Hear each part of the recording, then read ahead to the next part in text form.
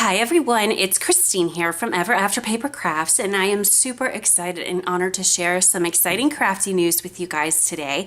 I am thrilled to announce that I have been asked to join the Kennedy Grace design team. Kennedy Grace is a stamp company. They sell gorgeous floral images as well as many other adorable images, and they also sell amazing sequin mixes. So I encourage you to absolutely go check out kennedygrace.com. You will be, I honestly believe you will be amazed by their gorgeous products. Today the design team is putting on a blog hop to showcase 3 brand new stamp sets that have just been released. Here's the card that we're going to be working on today that uses this gorgeous brand new floral image from Kennedy Grace stamps. This is the stamp set. It's called Friendship Blessings, and like I said, it was just released this week. There's this gorgeous floral image, and then there are several beautiful sentiments. Wishing you smiles, your friendship warms my heart, blessings on your special day, etc. There are just so many beautiful sentiments, and I love the fonts of the sentiments too. I think they're absolutely lovely. So I am really excited to share this card with you today. I am really happy with how it comes out. Sometimes you get an idea in your head and it just works out perfectly, and those are kind of rare for me. So I was super excited with how this one came out. So let's go ahead and get started. First, I want to share with you how I painted the floral design, and then I'll show you how I did the background. This background here actually is not design paper. I painted it, so I'll show you how to do that as well. If you look closely at the card as well, I have some vellum going along the bottom here, and I heat emboss with black embossing powder the sentiment that says heartfelt thanks. I also added a few of these fun Nuvo drops using my black Nuvo drop container, and then I used some beautiful sequins as well from Kennedy Grace, and these sequins happen to be from this the pink champagne set of sequins, and they come in this, sorry I was off camera there, they come in this gorgeous packaging, and as you can see here, this is a beautiful set of sequins. So I just used a couple on the floral image. All right, let's go ahead and get started, and we'll start, like I said, first with the painting of the image. As you can see on the finished card here, I heat embossed the floral image with white embossing powder, and then I painted it. So I actually already went ahead and did that. It's very difficult to see because it's white on white, but as you can see there in that frame there, you can see the shiny white embossing powder, which is the outline of the image with white embossing powder, and I stamped it onto Canson XL watercolor paper because I'm going to be painting this today with my Zig Clean Color Real Brush markers. I'm going to go ahead and zoom in so you can see what I'm doing here, and again, it's going to be a little tiny bit difficult to see simply because this is white on white, but we'll do the best that we can here. All right, I'm going to be using, as always, my detailer water brush to do this painting, and I'm going to be using, for the main petals of the flowers, I'm going to be using pale rose and deep red. I just absolutely love this color combination, and I think it just works beautifully for I knew I kind of wanted to do like a deep red or pink and black color combination for this particular image, and I was so thrilled with how this came out. This is definitely a color combination I'm going to be using in the future. So the first thing that I did is I always put my darkest color down first. That's where your shading, your shadow, the darkest part of your image is going to be, and then in this case that's the deep red. So I scribbled that down first, and then I mixed the pale rose with it. Now I'm going to take this detailer water brush here and just simply, in a circular motion, blend these colors up into the remainder of the white space that's left with this particular petal. And what's great about heat embossing the image first is it really helps the watercolor, in this case the water-based Zig markers, stay put. In other words, it's a lot harder to color out of the lines or have your ink go out of the lines, even when watercoloring or painting, when you do the heat embossing. So if you're kind of new to watercoloring or to using the Zigs, try this if you're getting a little frustrated with the color flowing, or sometimes you put too much water down and the color kind of explodes and goes all over the place. Try embossing your image first. Even if you're doing a person or a critter, you can still clear emboss with black ink and then some clear embossing powder over it, and it really will help. I think that you'll find you get a lot less frustrated and have much better results when you do the embossing first, because like I said, it just keeps that ink or the paint or whatever medium you're working with pooled and in its own little space, so it doesn't come oozing out and going all over the place. So as you can see here, I'm just using these two colors and I'm getting this beautiful look here. I'm scribbling down the darkest color first and then coming in with the pale rose, which is my lighter color, and mixing it in. What I'm doing is I'm just kind of using the image itself to kind of guide me and tell me where my shadows are going to be. So kind of at the base of these different petals is going to be darkest, and as we get towards the top of the petal, I'm imagining the light source is up at the top here, and that's going to make the petals lighter. I really find with floral images it's a lot easier to kind of determine where your light source is and where your shadows are going to be, because I just let the petals do the talking for me. I kind of just follow the petals. For example, this one that's behind here, this petal here is kind of casting a shadow on this one that's behind it. So I just scribble a line of the dark color down, mix a little bit of the lighter color, and then come in with my Zig water brush to blend that all out. So I do find definitely that floral images are easiest if you're concerned about, you know, shadows and where to put your shadow and where to put your light source and where to put the lightest color and that sort of thing. Because like I said, the petals really, you know, kind of take that guesswork out of it for you. All right, so now we're going to come along this petal here, and out here towards the left side and towards the base of it is where it's certainly going to be darkest. I'm going to come in and mix some of the pale rose, and then like I've said, we will use our water brush to blend that out, and it's just lovely.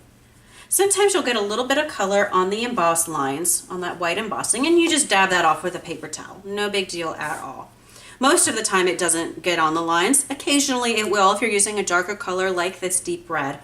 And so that's when you just want to have a paper towel handy nearby and just go ahead and wipe it off. I'm going to do one more flower for you, and then I will show you how I did the little greenery around the image. I don't want to do the entirety of the image simply because it's a lot of repetition, and hopefully by doing two of these you'll get the idea, because I just don't want the video to be too long and you know, you're just watching me color for forever. That would probably be boring. Oops, I'm actually using the wrong marker here. And if you do that, by the way, no big deal. You can just scribble over. I put my lighter color down first thinking I had grabbed the correct marker, and I hadn't. So I'm just scribbling the darker color right over top of that light color I just put down. No big deal at all to do that. I actually find that I reach for the wrong marker often because I just kind of lay them down as I'm working, and sometimes I'll just accidentally, you know, grab that wrong color. No big deal. Just scribble right over top of it. These Zig markers are very, very forgiving when it comes to using them. Really, in all different ways of using them, they're very forgiving. Now I'm going to come in and do this little petal here. And as you can see, as the petals tip up, in the drawing or in the illustration, that's where I'm having the lightest color, or where I'm having the light source hit the petals. So along the bottom of the petals where it's not tipping upward is where the shadow or the darkest color is going to be. Hopefully that makes sense. Just a couple more petals to do, and then we'll move on to the greenery of the leaves. By the way, there is absolutely no magic to how I lay this color down. As you can see here, I'm literally just putting lines of marker down. And then when I come in with my lighter color, I'm just sort of in a circular motion, blending it with the darker color that I've laid down. And then I'm taking my water brush and blending that out into the open space here. Super, super easy to do. Very forgiving, like I've said. And if you're not happy with it, you can go right back over it. Let me bring back the finished card for a moment. The two flowers in the front of the finished card, I actually went over those twice just to get them a little bit darker. And I had the little flower on top lighter. I just did this one once and I did these two twice. And you can definitely see the difference. Same markers, same technique. I just went over what I did. Same exact thing, just went over it one more time. I won't do that for the purposes of the video just to save time, but I did want to point that out because you really can get lush, beautiful, darker colors if you want to. If you want it to look more, you know, vibrant, The zigs are great at being vibrant in and of themselves. As you can see here, just doing it once, they're beautiful. But if you want it even brighter, even more lush and vibrant and bright, you can absolutely do that by just going over it one more time. Now for the little middle section, I'm just putting in some yellow. And it's a very small part, so I'm not bothering with another color, just my water brush and a yellow marker.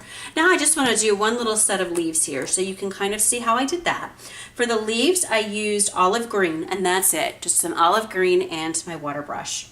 So all I did was just sort of scribble on some green here, and then just take my water brush and fill it in. Not a big deal at all, nothing special to this, super, super easy. There's not a lot of coloring when it comes to the leaves because of that embossing powder. So it's very, very easy to do. I just kind of put the marker in a few places and then take my water brush and kind of blend it, and you'll get some nice shading doing it that way. Now for this little portion of this leaf right here, I absolutely totally went out of the lines. The embossing powder didn't help me there simply because I put the whole marker outside of the line, just because I don't have the greatest vantage point with, you know, trying to keep my head out of the camera. But that's really no big deal, as I've shown in many videos before. All you do is take, clean the tip of your water brush off on some paper towel, take clean water from the water brush, go after that the portion that's outside of the lines with your clean water brush, dab it up with a paper towel, and you've basically erased it.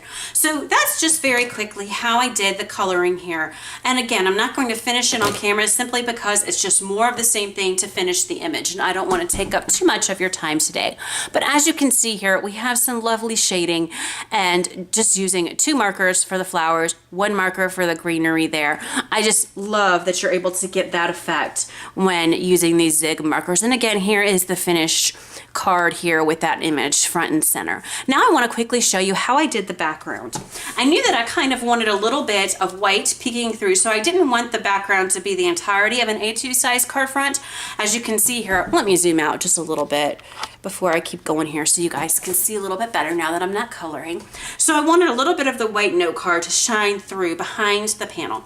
So what I did is I took a piece of Canson XL watercolor paper, same paper that I used for coloring the flowers, and I cut it to 5 1/4 by 4. So just 1/4 of an inch on each side, smaller than an A2 size card front. Now I'm going to bring over a board, and if you've seen any of my other videos, you know that this is kind of what I do when I do big watercoloring backgrounds and such. And I will, tape the paper down and that sort of thing. There's minimal watercoloring here, so I'm not going to bother with taping the paper down because I'm just using black and I'm just going to do some lines across the paper. That's all I'm doing. I am going to use my Gansey Tambi 36 set of paints, of watercolor paints, but I'm just going to be using number 20, which is the black down here. You could use any black watercolor paint that you have for this technique. You can also use any brush that you have. I do recommend using one that is a flat-headed paintbrush like this one here. The width, do whatever width that you have or that you want for your project. Mine is 1/2 inch, and I really liked that for this project, but use whatever you have. But I do recommend that you have a flat brush. It just makes this technique so easy, and I think you guys are gonna love how easy this is. So I'm just going to get my paintbrush wet. I have a cup of water here off camera. So I'm just getting it wet so I can get this paint moving. And now all I'm literally going to do is slide the paintbrush across the paper and draw a line. I'm going to dip it back into the paint and go over it one more time to just really spread that around so I have a nice line. And I'm just going to continue to do this down the side of, down the vertical length rather of the cardstock. I'm not worried about the lines being perfect. In fact, I don't want them to be perfect. I want this to look handmade. I'm also not worried about the space in between, but of course, if that's something that is going to bother you, you can certainly map it out, draw, use your ruler, draw some pencil lines in of where you want them, and do it that way. For me, I thought it was a lot more fun to make it look watercolored. I didn't want it to look like it came out of the factory. It has that design paper feel to it. In fact, when I showed the card to my husband, he thought, the finished card, he thought it was actually design paper, and he didn't realize that I had painted it, which is great. But I also want it to look handmade at the same time, if that makes sense. I'm not worried if my stripes are a little bit different in size as we go here. I am just having fun doing this. This is so much fun, and I'm just not worrying myself with trivial matters like math. Which you absolutely could if you wanted to. You could absolutely do this technique, the same technique, but have everything symmetrical if that's something that's important to you. So I just put it on top of this board so the paint would have somewhere to go and not on my workspace. But here's what it looks like. I would simply set this aside to dry. And then let me talk you through the rest of the card quickly. I backed the beautiful flower arrangement that I colored onto some black cardstock that I just simply used a scalloped rectangle to cut out. And then I stuck that with foam tape onto my watercolored background, put some vellum around it, just adhered that to the back, and have my sentiment there, heat embossed with black embossing powder. And then, like I said at the start of the video, I added some black dewdrops from Nouveau drops, and then I added some sequins from Kennedy Grace.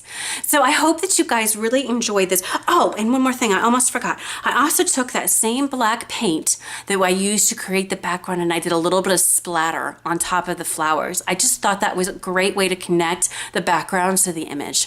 All right, so I hope that you guys enjoyed this and that you will give this a try, making your own backgrounds as well as painting some of these beautiful floral images. Please head on over to Kennedy Grace and check out the beautiful brand new release as well as their other products, and make sure that you head over to my blog. I will have a link in the description box of this video below.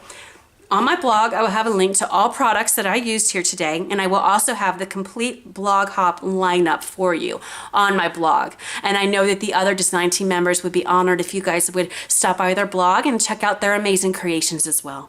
Thank you so much, as always, for crafting with me today and for stopping by, and I will catch you in the next video. Thank you. Bye-bye.